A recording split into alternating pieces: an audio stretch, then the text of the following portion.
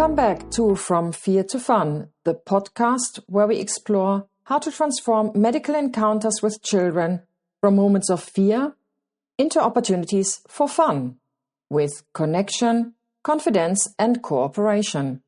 I'm so glad that you are here. Today we are looking at the question why I consider the routine approach wrong. I do that because, quite simply, the traditional way holds a high risk to cause confrontation. Not intentionally, but structurally. Let's unpack how this happens and what we can do instead.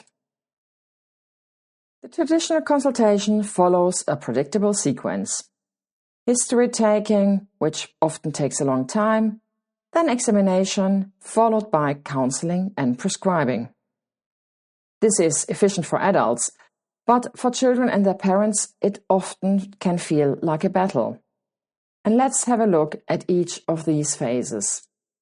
Routinely, we open the consultation with the taking of a long history. But unfortunately, confrontation begins early, often within the first couple of minutes, when children are involved. This happens when the child is ignored, the child is left waiting without directions, and the child becomes bored and seeks attention. So now the parents try to listen while the child tries to cope with the unwanted situation. And this creates a tug of war. The parent wants the child to be quiet. The child wants to be engaged and do something fun, and neither of them gets what they need. As a consequence, tension rises and the conflict can brew. All this before we are even halfway down the consultation. From the history taking, we shift then to the examination. This is the moment when the confrontation often peaks.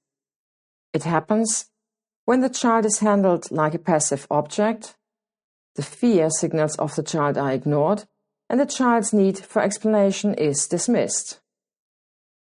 Often, the lack of the cooperation of the child is met with restraint by the healthcare providers.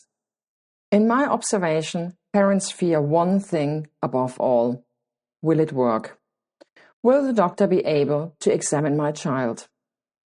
But after a long, boring history, the child is dysregulated. On the other hand, we as healthcare providers feel the pressure of time. We try to push ahead, and as a consequence, the child resists. With this approach, we've set ourselves up for failure. If an adult were restrained, forced to open their mouth, or made to gag, we would call that torture. With children, we consider this normal. But we need to be aware that children shout non-verbally long before they cry or act out. Unfortunately, we often miss those signals. After the examination, we shift to counseling and prescribing, and even this phase can become confrontational. Here, it happens when we ignore the parents' own medical concepts. We simply tell them what to do, and then we assume compliance without checking whether they have understood us or not. And what's the result of this? Medication is not taken. We know that only 30% of patients adhere to long-term treatment plans. Exercises are not done, and our advice is ignored. Not because the parents don't care, but because the plan was always our plan and it never became their plan. So what's the alternative? A way to cooperation is possible. Cooperation is not the absence of confrontation, it's the investment in a different approach. Let's look together how each phase of the consultation can be shifted from conflict to collaboration. Let's start with the medical history. We can involve the child to contribute in their medical history. Of course, we can ask them about their symptoms, what they feel in their body, and only when they hesitate, we ask their permission to continue with the parents.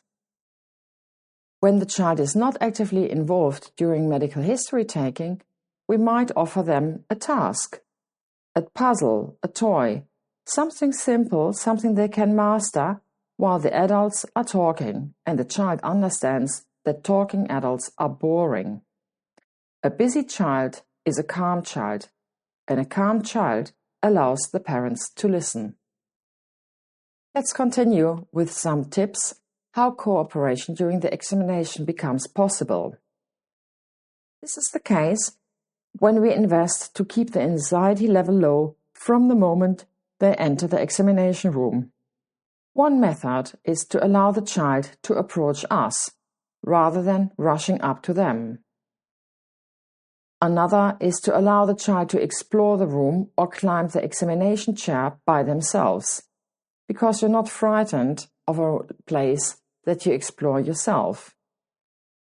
As we might need to use instruments to examine the child, they should be introduced via the hands first whenever possible, because you're not afraid of what you get a grip on.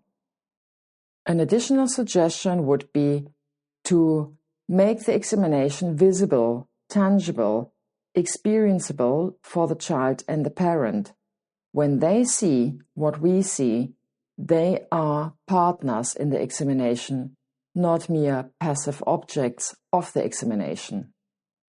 Furthermore, every tiny act of bravery or endurance deserves a praise.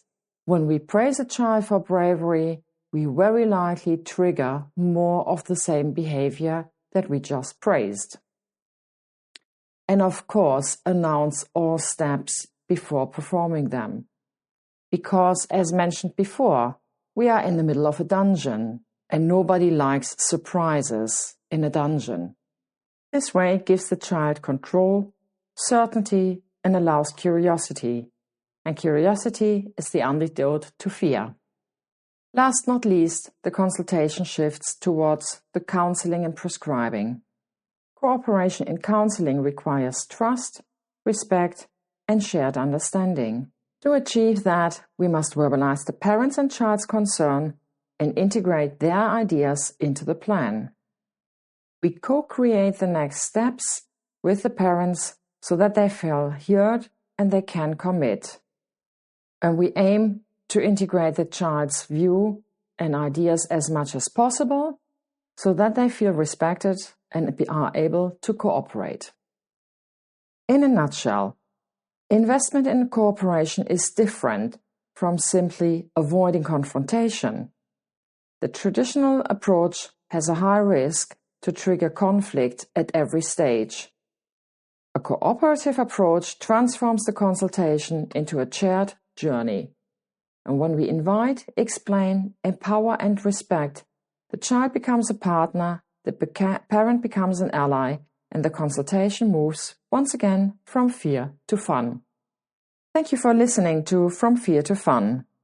In our next episode, I will explain how to physically support a child that is unable to cooperate in the situation when the examination is mandatory and needs to take place. Until then, remain curious, offer connection, and keep moving from fear to fun.